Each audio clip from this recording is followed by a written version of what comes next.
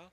사랑의 하나님 아버지, 감사합니다. 하나님께서 우리를 구원하시되 하나님의 선한 일꾼들로 나 자신을 부인하며 십자가를 지고 나아가는 제자로, 또 만국 백성에게 복음을 증거하는 전도자로, 또 주님을 온전히 섬기며 따라가는 제사장으로 우리를 구원해 주심에 진심으로 감사를 드립니다. 하나님을 믿고 그리스도를 쫓는 이러한 삶이 성경의 바른 기대를 가지고 온전히 순종하며 나아가는 하나님을 기쁘시게 하는 믿음의 아름다운 백성들이 될 수 있도록 주님, 오늘 말씀 가운데, 특별히 종료주일의 말씀 가운데 말씀을 깨닫게 하여 주시옵소서. 예수 그리스도의 이름으로 간절히 기도합니다. 아멘. 우리 현재 미국의 대통령이 선거 기간 동안에, 그리고 지금도 많이 캐치프레이즈로 주장하는 것은 Make America Great Again, 미국을 다시 위대하게 하는 것이다라는 그러한 정치적인 슬로건으로 당선이 되고 지금 이제 정치를 하고 있습니다. 미국은 언제부터 그러면 세계의 그 Great Nation, 가장 위대한 나라의 주목을 받는 나라가 되었을까요? 역사적으로 여러 가지 것들을 생각해 볼 수가 있지만, 남북전쟁 이후에 치유의 과정으로 나아갈 때까지만 해도 유럽에게 있어서 업신여김을 당하고 있었던 미국이 1차 대전에 참여하게 되는 그때부터, 지금부터 딱 100년 전인 1917년 4월부터가 미국의 역사의 획기적인 전환기로 많은 사학자들은 보고 있습니다. 독일의 잠수함이 이제 영국과 미국의 그 배들을 공격하게 되었을 때 윌슨 대통령의 명령으로 이제 당시의 미국의 군대 수는 불과 20만 명에 불과했지만 군인들을 많이 모집하는 것 가운데 1차 대전이 끝난 후에는 미국의 군인이 100만 이상이 되게 되었습니다. 이렇게 유럽에 참전하게 되면서 유럽의 전쟁을 승리로 이끌게 되며 위대한 나라로 등극을 하게 된 것입니다. 처음에는 반대도 많았고 여러 가지 다른 각양의 의견도 많이 있었지만, 이 참전의 그 결정이 하나님의 주권의 역사 가운데 미국을 세계의 슈퍼파워로 지금까지 지탱하는 계기가 되게 된 것입니다. 이 전쟁에는 무려 12만 명이나 되는 미군의 병사들이 죽게 되었습니다. 유럽에서 죽은 1700만 명의 사람들이 죽은 것과는 비해 적은 희생이라고 볼 수 있지만, 그래도 미국에서는 전쟁 전에는 20만 명밖에 군인이 없었다는 것을 바라보게 되었을 때 12만 명이나 죽었던 것은 많은 희생이 있었던 것이죠. 국군 장병들이 시신을 가지고 전쟁의 퍼레이드를 하게 되었을 때 워싱턴 그 메모리얼에는 수많은 사람들이 송조기를 들고 흔들었다고 하게 됩니다. 이것이 미국의 위대함에, 오늘날 많은 미국의 어르신들이 다시 한번 향수로 돌아가고 싶어하는 미국의 위대함의 시기가 되게 된 것입니다. 우리는 나라가 잘 되기를 원하고 전쟁이나 아니면 심지어 그 스포츠 경기를 하더라도 이기고 오게 되면 퍼레이드를 하게 됩니다. 태극기를 들기도 하고, 또 이 태극기가 요즘에는 집회 가운데서도 사용이 되기도 합니다. 그것은 나라가 잘 되기를 위한 마음의 표현, 그리고 무엇인가 승리했다라고 하는 기원이 담겨 있게 되는 것입니다. 6월절은 애굽이라는 초대 강국의 나라였던 이 이스라엘이 하나님의 전적인 은혜로 획기적인 6월절 어린 양의 그 피의 문설주가 발려짐으로 말미암아 이제는 법의 나라, 하나님의 나라, 그리고 제사장의 나라로 전환이 되게 되는, 지금까지 이스라엘은 결코 무시할 수 없는 하나님의 나라로 인정함을 받게 되는 중요한 계기의 사건이 되는 것입니다. 비록 로마의 압제 가운데 있게 되지만 6월절에 이스라엘 백성들은 함께 모여 20만 명이나 살고 있는 최대 도시가 6월절에는 디아스포라, 흩어져 있던 사람들이 100여만 명의 순례객들이 모여 하나님이 우리를 향하신 참 왕이 다시 한번 세워지기를 원하는 유대인의 메시아의 대망 사상이 6월절 가운데 항상 있었던 것입니다. 그런데 이번 6월절은 매우 특이한 관심이 있었습니다. 12절에 보니까 6월절에 예수님이 예루살렘에 오신다라는 것입니다. 앞절 9절에 보면 오늘 본문의 후반부에도 나오게 되는, 비단 예수님만 보기 위한 유일한 그러한 기대가 아닌 나사로를 보기를 원했다라고 말씀하고 있습니다. 마르다와 마리아, 여동생을 두고 있던 오라비, 죽은 지가 4일이 되었던 나사로가 나사로야 나오라 하는 예수님의 음성 가운데 살아나게 되었을 때 베다니의 큰 무리들, 그것을 본 많은 사람들이 하나님의 놀라우신 그 역사, 야, 죽은 자로 살리게 되는 이분이 메시아구나라고 하는 그러한 증거들을 통해 소문이 예루살렘으로 남으로 말미암아 예수님도 보기를 원하고, 정말 나사로가 살아있는가 아직까지 나사로를 그들은 보기를 원한 것입니다. 그래서 오늘 본문 9절에 보면 예수만 보기 위함이 아니요 죽은 자 가운데서 살리신 나사로도 보기 위함이라. 정말 이 사람 살아있는가? 소문 가운데 이제 그들을 보기를 원한 것입니다. 수많은 인기, 사람들이 관심을 가지고 예수님을 기다렸던 그 유월절, 그런데 예수님의 관점에서는 이 유월절은 승리의 입성보다는 죽음을 향한 비극의 입성이었습니다. 예수님은 이 땅에 오신 목적이 사람들의 여론에 따라 왔다 갔다 하게 되는 정치적인 지도자의 모습도 아니게 되며 군대의 숫자에 의해서 경제적인 그 수치에서 움직이는 그러한 세상의 권력자도 아니었던 것입니다. 예수님이 이 땅에 오시고 예루살렘에 가는 단 하나의 목적은 죄와 사망에 있는 죄인들을 구원하기 위해 십자가를 지시기 위한 율법의 저주의 속량에서 우리를 구원해 주기 위해 그 나무에서 죽기를 원하시는 하나님의 사명의 완수에 있었던 것입니다. 베드로가 주는 그리스도시요 살아계신 하나님의 아들이라는 고백과 더불어 마태복음 16장, 마가복음 10장에 보게 되면 예수님은 분명히 제자들에게 이렇게 말씀하십니다. 보라, 우리가 예루살렘에 올라가노니 인자가 대제사장들과 서기관들에게 넘겨짐에 그들이 죽이기로 결의하고 이방인들에게 넘겨주겠고. 살아계신 하나님의 아들이라는 고백, 주는 그리스도라는 메시아라는 고백과 더불어 제자들에게 예수님은 무엇을 가장 알려주기를 원했습니까? 예루살렘에 우리는 가야 된다는 것입니다. 가게 되면 나는 팔려 죽게 된다는 것입니다. 변화산 산상에 보게 되면 누가복음 9장 30절에 모세와 엘리야, 구약의 대지도자 두 명이 영광 가운데 나타나게 됩니다. 그런데 예수님과 함께 영광 가운데 변화되었던 모세와 엘리야는 단 한 가지만 얘기를 하게 되죠. 장차 예수께서 예루살렘에서 별세하실 것을 말할세. 주님이 별세하신다라는 것입니다. 그래서 복음을 별세 신학이다라는 그 말씀이 이 단어에서 나오게 된 것이죠. 십자가의 복음, 부활의 복음, 이것이 복음의 가장 핵심이 되는, 예수님의 가장 큰 목적, 유일하고 위대한 그 목적은 죄인들을 위해 자기의 몸을 내어주시는 십자가를 지기 위해 예루살렘에 들어가시는 것입니다.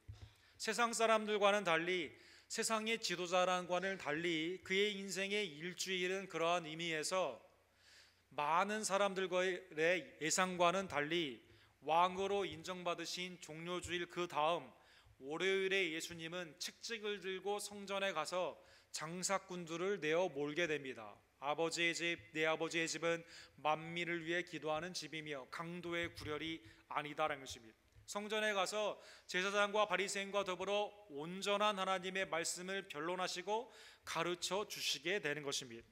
장사를 준비받는 수요일에는 베다니에서 쉬시면서 향유를 붓는 장사를 예비하는 그 시간을 갖게 되시죠. 목요일에는 제자들의 발을 씻겨주십니다. 너희가 이것을 알고 행하면 복이 있다라고 말씀하시며 오늘 우리가 행하게 되는 성찬식을 제정하여 주시게 되는 것입니다. 금요일에는 세상의 왕이나 권력자와는 완전히 딴판으로 왕이 죽는 십자가의 순환이 있게 됩니다. 그리고 무덤에, 자기 무덤도 아닌 아리마대 요셉의 무덤에 토요일날 묻혀 계시게 되는 것이죠. 이러한 예수님의 일정을 무리는 아직 모르고 있습니다. 아니 더 나아가 예수님을 그토록 3년 반이나 쫓아다녔던 제자들도 아직 잘 모르고 있는 것입니다. 그저 예수님이 수많은 무리 가운데 환영을 받으니 마음이 기뻤던 것입니다. 그래서 13절에 보면 종려나무 가지를 가지고 사람들이 맞이하게 되면서 사람들은 시편 118편에 있는 말씀을 이제 인용을 하게 됩니다. 호산나 찬송하리로다 주의 이름으로 오시는 이 곧 이스라엘의 왕이여 하시도라. 여호와의 이름으로 오는 자가 복이 있으며 우리가 여호와의 집에서 너희를 축복하였도다. 호산나, 우리를 구해 주세요. 구원주 되신 그 여호와의 이름으로 오시는 메시아, 우리를 좀 도와주세요라고 말을 하게 되면서 다윗 이후에 별다른 왕들을 내지 못하게 되고 바빌론과 페르시아와 그리스와 지금 현재 로마로부터 압제와 강탈을 당하고 있는 상황 가운데 정치적인 해방, 경제적인 빈곤에서의 해방, 마음 가운데 있는 유대인의 다윗의 별이 다시 한번 서기를 원하는 선민의 사상 가운데 호산나라고 그들은 외치게 된 것입니다. 그래서 종려주일에는 이렇게 우리가 종려나무 가지를 만들어 이렇게 흔들게 되는 것이죠. 사실 이것은 이스라엘의 종려나무와는 조금 다르게 되는데, 사진을 보시게 되면 이스라엘의 종려나무는 앞으로 쫙 쫙 뻗어가지고 굉장히 큰 것으로 흔들게 되는 그러한 종려가지를 하게 됩니다. 그래서 작년에도 30여 명의 순례객들이 종려주의를 지키게 되고, 올해도 아마 이스라엘 시간으로 지났을 것입니다. 종려주의를, 종려나무 가지를 들고 이렇게 흔들게 되게 되는 것입니다. 사람들은 왕으로 예수님을, 승리의 종려나무를 흔들고 있는데 예수님은 죽으러 예루살렘에 지금 입성하고 있는 것입니다. 사실 이스라엘이 종려 가지를 흔들었던 것은 이번이 처음이 아닙니다. 로마는 황제가 그 마을을 들어가게 되었을 때, 또 전쟁에 승리하고 로마로 귀환하게 되었을 때 사람들을 불러다가 종려나무 가지나 그 지방에 있는 승리의 것을 가지고 흔들게 되는, 영접을 하게 되는 퍼레이드를 하게 된 것입니다. 로마에는 개선문이 있게 되죠. 이것을 본따다가 이제 파리에도 개선문을 만들게 되었습니다. 군림하는 막강한 힘의 상징을 통해서 노예들을 앞에 세웁니다. 전에는 로마를 향해 덤비던 사람들이 옷이 완전히 발가벗겨져 앞에 수치의 벗으로 앞에 갑니다. 전쟁에서 승리한 이상한 전리품들, 그래서 이집트에서 승리했을 때는 이 이집트에 있는 많은 그러한 금은 보화를 통해, 인도에서 승리했을 때는 코끼리를 앞에 세우고 앞에 나아가는 전리품의 그러한 행사를 하게 된 것입니다. 이 왕을 어떻게 맞아들이느냐, 그 편이냐 반대편이냐에 따라 정치, 경제, 사회, 종교의 모든 문화가 완전히 바뀌어지게 되는 것입니다. 에드리안 골드워스라는 이분이 이 개선의 신학을 통해 보게 되는 하나의 그림을 대표적으로 말씀하여 주시게 됩니다. 맥시밀러스라고 하는 로마의 황제가 이제 로마에 전쟁을 하고 들어오게 되는 그러한 모습입니다. 이 그림이 얼마나 이렇게 큰지요.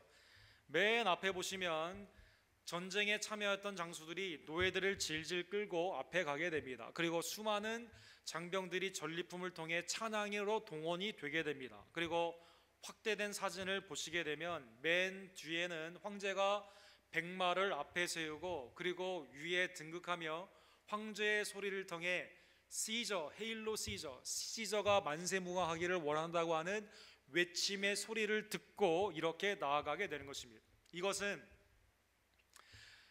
자원에서 하는 것보다는 로마의 왕이 무서워서 그 군발에 짓밟힐까봐 그렇게 하게 되는 것이죠. 로마가 이겼다는 것은 우리나라가 망했다는 것을 뜻하기 때문에 이스라엘 사람들은 어쩔 수 없이 나와 로마의 황제나 총독에게 종려 가지를 흔든 것입니다.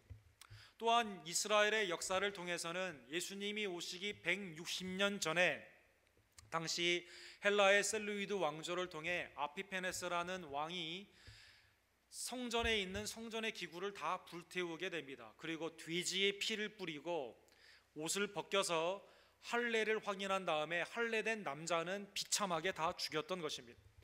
그러한 시기에 제사장의 살아남은 마카비라는 그 집안에 있는 그 집안의 형제들이 반항을 하게 됩니다. 이게 마카비의 혁명이 되는 것입니다. 마카비의 혁명자들이 안티파네스를 물리치게 됩니다. 성전을 다시 정결하게 하게 됩니다. 제사장이지만 전쟁에 능한 이 두 형제를 통해서 이스라엘의 성전이 회복이 되는 것입니다. 요한복음 10장에 보면 예수님이 수전절이라는 절기를 말하여 주시죠. 이것은 구약의 절기가 아닌 마카비 형제의 성전의 데디케이션, 하누카, 전쟁에서 구원을 하는 봉헌을 의미하게 되는 것입니다. 그래서 수많은 이스라엘 사람들이 종려 나무 가지를 들고 환영을 하게 된 것입니다. 전에 내려온 이야기에 보게 되면 성전에 갔는데요, 촛대는 있는데 성전에 불이 없었다고 합니다. 그래서 하루치의 기름밖에 없었던 그 불을 성전의 촛대에 불을 넣고 불을 켰는데 8일 동안이나 이 기름이 탔다고 합니다. 그 기름을 구해오는 동안 8일 동안 탔다고 해서 이 성전에 있는 이 그 촛대가 양쪽에 4개씩 8개, 그리고 하나님의 불을 상징하는 가운데로 9개의 촛대가 있게 되는 것이죠. 여러분, 성탄절에 보게 되면 유대인들은 메리 크리스마스라고 하지 않고요, 그 절기와 비슷한 오늘 수전절을 축하하면서 해피 하누카 이런 말하는 거 들어보셨을 겁니다. 유대인들은 이날 학교도 오지 않습니다. 이날이 바로 모든 유대인들이 함께 나와 예루살렘에서 종려나무 가지를 흔들었던 수전절이 되게 되는 것입니다. 자, 로마도 마찬가지고 마카비도 마찬가지고 다 전쟁을 통해 승리한, 말을 타고 온, 그리고 사람들의 기대에 부응하는, 로마는 어쩔 수 없이 강압적으로, 그리고 유대인의 마카비의 형제를 통해서는 성전이 다시 봉헌되는 그러한 일 가운데 사람들이 그 전쟁의 승리로 종려 가지를 흔들게 된 것입니다. 그런데 예수님은 무슨 전쟁에 승리했단 말입니까? 예수님은 뭐 특별히 하신 것도 없습니다. 그냥 병든 자를 고쳐주시고 먹이시며 죽은 자를 살리시는, 전쟁하고는 어떻게 보면 세상의 권력과고는 무관한 사람처럼 보였다는 것입니다. 그럼에도 불구하고 예수님은 나사로를 살리시는 이 기적의 사건 가운데 수많은 사람들에게 영접을 받게 된 것입니다. 예수님의 이 입성은 들어올 때부터 스케일이 좀 다릅니다. 14절과 15절에 보면 예수님은 이 땅에서 말 한 마리도 갖지 아니하시고 이 나귀도 하나 없으셔가지고요, 제자들을 보내서 어느 사람이 있는데 거기에 가면 나귀가 있는데 주님이 쓰시겠다라고 하면 줄 거다라고 하면서 다른 사람의 나귀를 타시고 들어오시게 되게 됩니다. 한 어린 나귀를 예수님이 타고 오셨다는 것입니다. 예수는 한 어린 나귀를 타고 보고 타시니 이는 기록된 바 시온에 따라 두려워하지 말라, 보라 너희 왕이 나귀 새끼를 타고 오신다 함과 같으니라. 초라하기 그지없는, 여러분, 나귀는 물론 힘이 세지만 새끼 나귀, 예수님을 받치기에도 매우 비실비실한 작은 그 나귀를 타고 예수님은 들어오게 되실 것입니다. 예수님이 이 나귀를 타신 이유는 무엇일까요? 그것은 모든 만물을, 모든 그 소유를 가지신 예수님이 하필 이 나귀, 다른 사람의 나귀를 가져다가 타신 이유는 구약의 스가랴를 통한 하나님의 말씀의 성취 때문인 것입니다. 스가랴 9장 9절, 우리 오른쪽 슬라이드에 있는데 우리 다 같이 읽도록 하겠습니다. 시온에 따라 크게 기뻐할지어다, 예루살렘에 따라 즐거이 부를지어다. 보라, 내 왕이 내게 임하시나니 그는 공의로우시며 구원을 베푸시며 겸손하여서 나귀를 타시니 나귀의 작은 것 곧 나귀 새끼니라. 시온의 딸 예루살렘이 다 기뻐하여 이 메시아, 내 왕이라고 되어 있거든요. 너희의 왕이 오게 되는데 그를 기쁨으로 맞이하라는 것입니다. 공의, 구원, 겸손. 세상의 권력은 자기 편에 있는 사람만 부정하게 이끄는 편파적입니다. 구원이라 하더라도요, 이 세상에서의 경제적인 노임 정도만 줄 수 있는 그러한 것입니다. 겸손은 무엇입니까? 겸손은 찾아보기가 어렵고 자기의 위용을 자랑하는 그러한 압제의 교만의 모습이 나타나 있기에 수많은 사람들을 앞에 동원하고 노예와 전리품을 가지고 오게 되지만 예수님은 그렇지 않다는 것입니다. 구약의 말씀처럼 나귀 새끼를 타신 겸손의 왕이었다는 것입니다. 제자들은 이 일을 보게 되었을 때 스가랴의 말씀의 성취인지를 잘 깨닫지 못했습니다. 16절에 보면 제자들은 처음에 이 일을 깨닫지 못하였다가 예수께서 영광을 얻으신 후에야 이것이 예수께 대하여 기록된 것임과 사람들이 예수께 이같이 한 것임을 생각났더라. 전에 예수님이 했던 이 사건, 그때는 마냥 좋았습니다. 제자들도 옷을 벗어 그 앞길을 하고요, 호산나 하니까 야, 예수님이 정말 정치적인 왕, 경제적인 왕으로 이제 주님이 오시는 그날, 그 등극하는 그날 나는 우편에 아니면 좌편에. 그래서 요한과 야고보의 어머니까지 동원하여서 어떻게 보면 세상의 그 좋은 권력의 자리를 갖고자 하는 한국의 대선의 여론의 수치에 따라서 모이는 숫자가 막 사람들이 달라지게 되는 것처럼 그렇게 제자들은 생각했다가 겸손의 왕으로 오셨다는 것을 나중에 깨닫게 되었다는 것입니다. 사실 제자들은 예수님과 함께 있었지만 늘 딴 생각을 하고 있었습니다. 누가복음 18장 34절에 보면 제자들이 이것을 하나도 깨닫지 못하였으니 그 말씀이 감추어져 있으므로 그들이 이 일이신 바를 알지 못하더라. 십자가를 져야 된다고, 이제 예루살렘에 가면 죽게 된다고 4번 이상 복음의 사건 가운데 말씀하여 주셨지만 제자들의 귀에는 그게 들리지 않는 것입니다. 주님이 이제 세상의 왕으로 오게 되면 나에게 무엇인가 내 기대, 주님을 따라온 그 공로의 값을 받게 된다는 허망한 생각 가운데 예수님을 쫓아다녔기 때문이라는 것입니다. 그러면 나중에 제자들은 어떻게 깨닫게 되었을까요? 예수님이 십자가에서 돌아가시게 되었을 때야 깨닫게 되었다는 것입니다. 요한복음 19장 19절에 보면 빌라도가 예수님을 십자가에 내어주게 되면서 쇠패를 붙이게 되죠. 빌라도가 패를 써서 십자가 위에 붙이니 나사렛 예수 유대인의 왕이라 기록되었더라. 그래서 INRI 라틴의 준말로 이제 예수 나사렛 유대인의 왕이라는 쇠패, 히브리 말로 아람 말로 다 이제 헬라 말로 다 그게 쓰여져 있게 되는 것입니다. 그때서야 제자들은 깨달았습니다. 주님이 예루살렘에 오신 것, 마태복음 2장 2절에 수많은 이방의 동방박사들과 그리고 영광 가운데 있는 목자들이 와서 유대인의 왕에게 경배했던 것, 그 왕은 정치적인 메시아가 아니라 우리를 죄에서 구원해 주시는 속량의 왕이 되었음을, 겸손의 왕이 되었음을 그때야 깨닫게 된 것입니다. 언제 깨닫게 됩니까?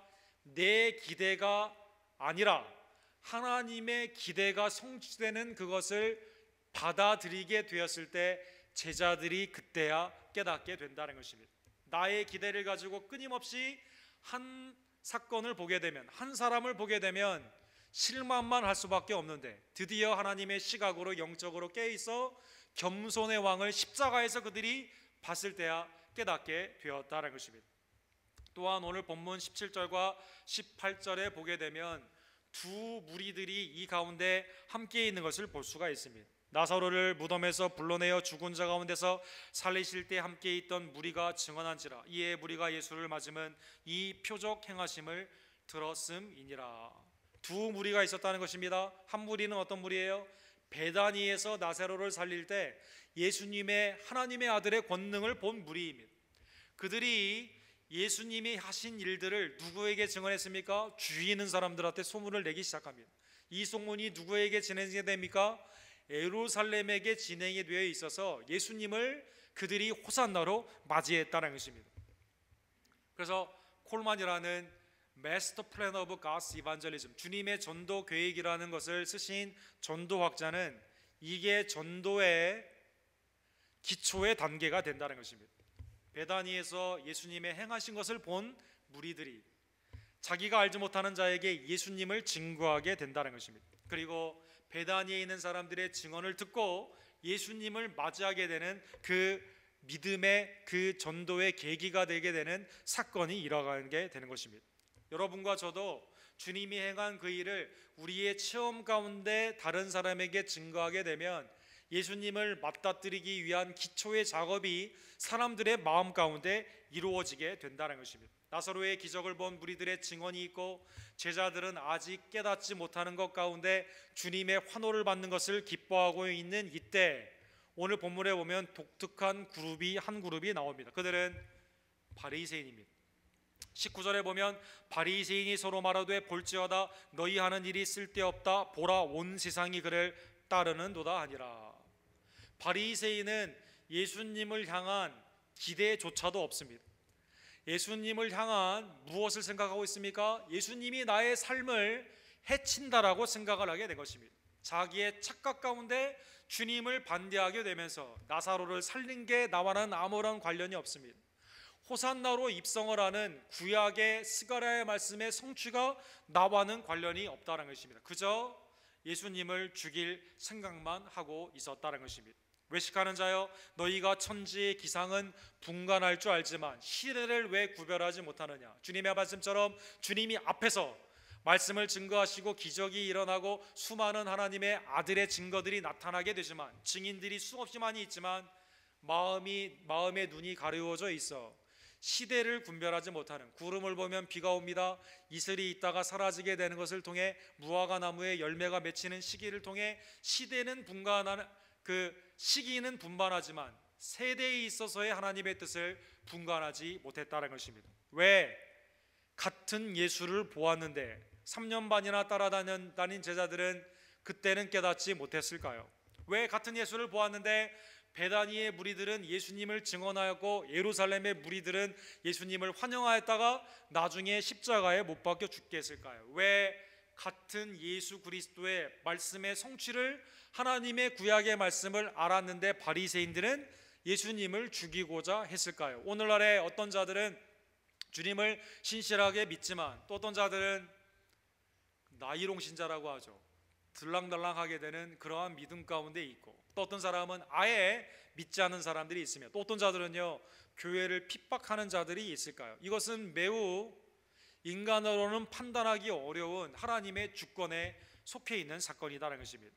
데살로니가후서 3장 2절에 보면 하나님의 말씀이 이렇게 해석을 하여 줍니다. 우리를 부당하고 악한 사람들에게 건지옵소서 하라. 우리가 그저 기도할 것은 그들에게서 건짐을 받기 위한 하나님을 향한 간구밖에 없는 것입니다.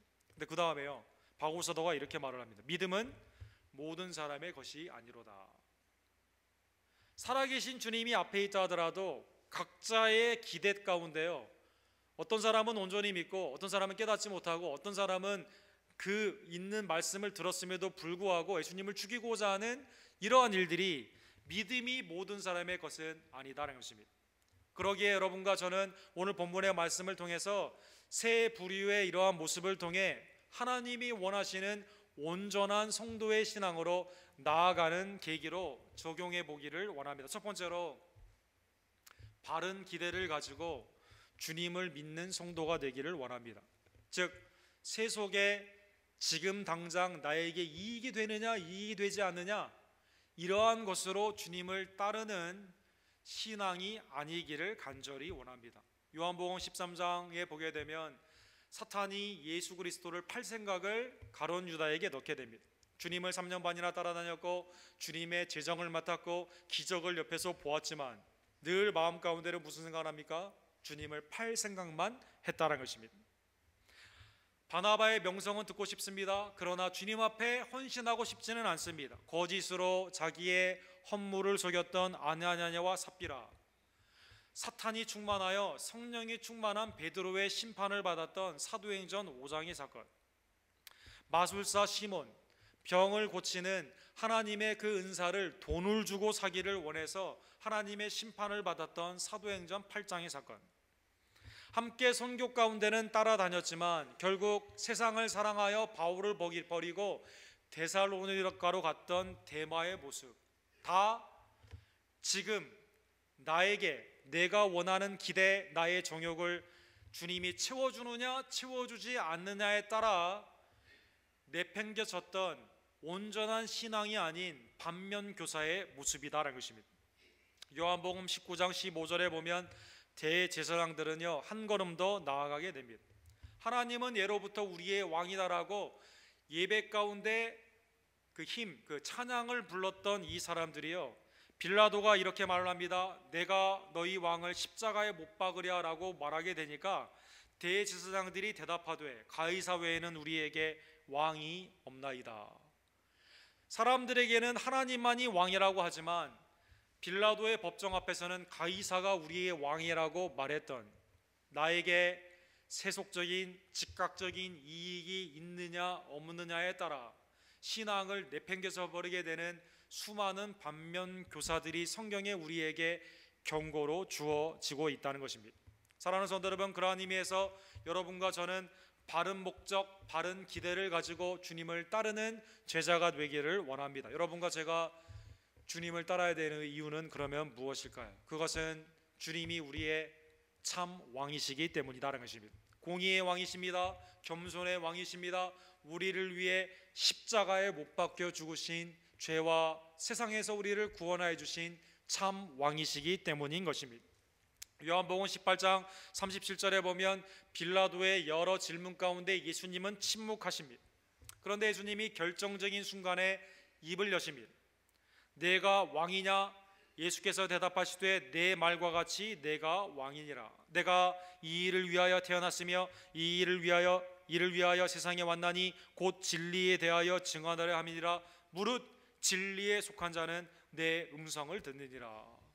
우리는 주님이 참 왕이기에 그의 백성으로 주님을 쫓는, 내 기대, 내 정욕에 채워짐이 아닌 먼저 그의 나라와 그의 의를 구하게 되며 주님의 말씀에 순종하며 나아가게 되는, 주님의 나라의 백성이 되었음을 기뻐하며 그 말씀 앞에 순복으로 나아가게 되는 참된 기대와 바른 기대를 가지고 따르는 성도들이 되기를 간절히 원합니다. 그렇지 않고 내가 가지고 있는 정욕의 기대를 가지고 살아가게 되면 반드시 우리는 실망하게 된다는 것입니다. 계시록 19장 16절에 보면 주님은 승리하시는 그 장군으로 표현이 되는 것 가운데 그에게 이름이 쓰여져 있습니다. 그 옷과 그 다리에 이름이 쓰여져 있으니 만왕의 왕이요 만주의 주라 하였더라.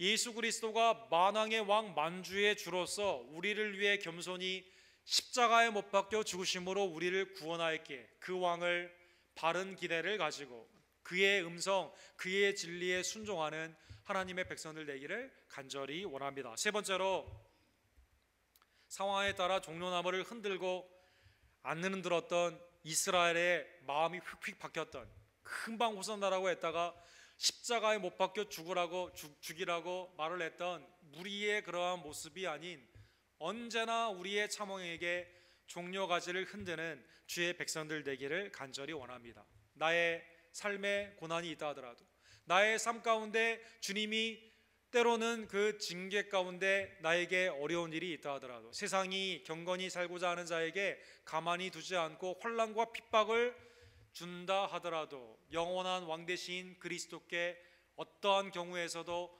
항상 기뻐하며 범사에 감사하며 그리고 주님 앞에 경배를 하는 종려가지의 성도들이 되기를 간절히 원합니다. 계시록에 보게 되면요, 천국에도 이런 종려가지인지 아닐지는 모르겠지만, 이건 시들게 되니까 이런 건 아니겠죠.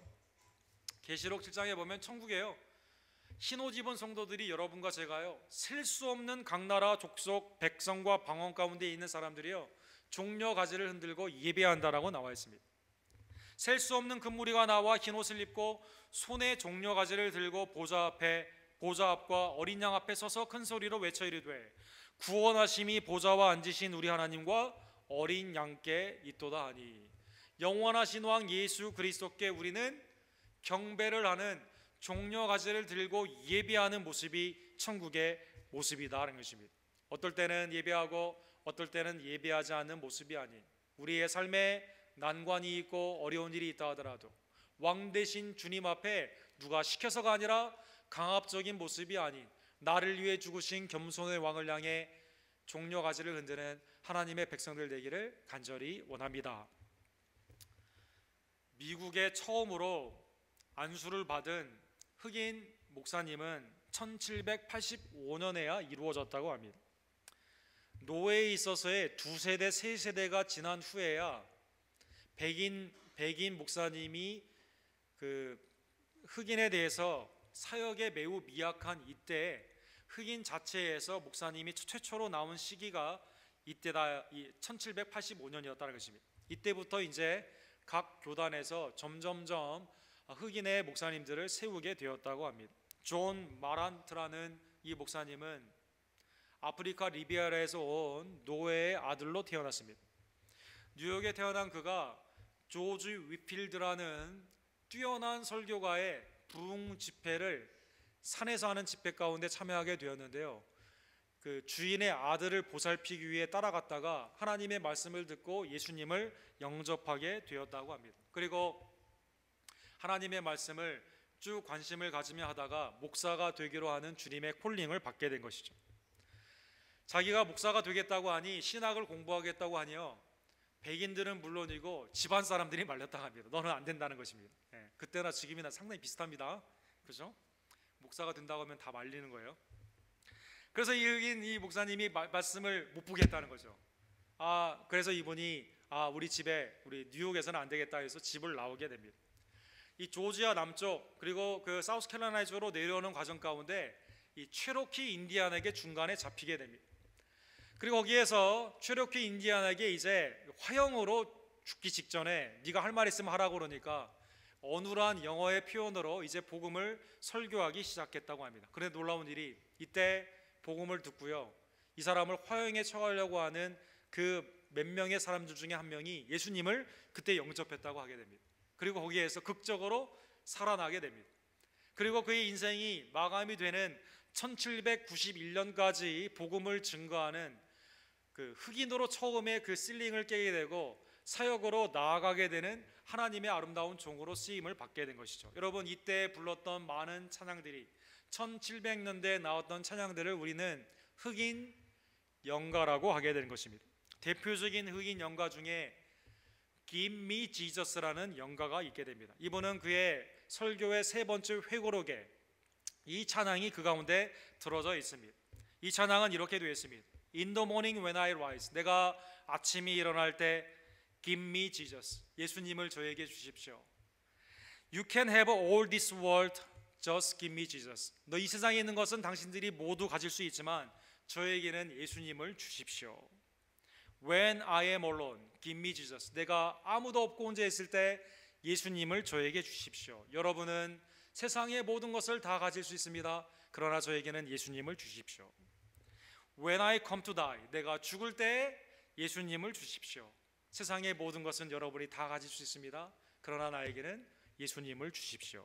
그의 인생의 태생 때부터 인생의 굴곡에 어려운 일이 많이 있는 동안 그를 함께한, 그를 도와주신 예수 그리스도에 대한 사모하는 마음이 죽을 때까지 그에게는 있었다는 것입니다. 사랑하는 성도 여러분, 우리에게 신실함은 오늘날 주님이 우리에게 주시는 놀라운 성도의 가장 값진 은혜임을 다시 한번 기억하며 차망으로 오신 예수 그리스도, 세상의 권력자 앞에는 비굴해 주지 아니하고 차망 영원하신 나의 왕, 나를 위해 십자가를 지신 겸손의 예수 그리스도를 더욱 사모하며 우리의 종려나무 가지를 들고 주님을 온전히 영접하며 말씀에 순종하는 주님의 참 백성들 되기를 주님의 이름으로 간절히 축원합니다. 기도하겠습니다. 사랑의 하나님 아버지, 감사합니다. 오늘 종료주의를 통해 다시 한번 나는 주님을 위해 지금 어떻게 예배하고 있는가 살펴보게 하심에 진심으로 감사를 드립니다. 로마에게 흔들었던 종려가지, 마카베에게 흔들었던 종려가지처럼 주님, 우리는 세상을 향해 예배하고 찬양할 때가 얼마나 많이 있는지요. 세상의 것들을 부러워하며 우리의 삶이 그것 가운데 휩쓸릴 때가 얼마나 많이 있던지요. 그러나 나를 위해 죽으시고 부활하신 예수님에 대해서는 잘못된 정욕과 잘못된 기대를 가지고 주님을 순종하며 따라가지 못할 때가 얼마나 많이 있던지요. 주님, 이러한 우리의 죄를 고백하오니 신실한 믿음을 저에게 허락하여 주시옵소서. 공의와 또 하나님의 자비와 그 가운데 우리를 위해 십자가를 지신 겸손의 예수 그리스도, 우리의 차망을 늘 감사하며 주님 앞에 흰옷을 입고 종려가지를 들고 흔드는 하나님의 신실한 예배의 백성들로 주님 삼아 주시옵소서. 사순절에 막바지인 이 홀루이 경건한 한 주를 지나게 되었을 때 주님의 고난을, 십자가의 죽음을 깊이 묵상하며 아직도 바리새인처럼 주님을 알지 못하는 수많은 무리들처럼 세상을 향해 나아가는 사람들에게 예수 그리스도가 참 왕이 되심을 깨우쳐 알게 하는 하나님의 전도자의 사명들이 온전히 순종으로 나타날 수 있도록 주님, 한 주간의 우리의 삶을 축복하여 주시옵소서. 예수 그리스도의 이름으로 간절히 기도드립니다.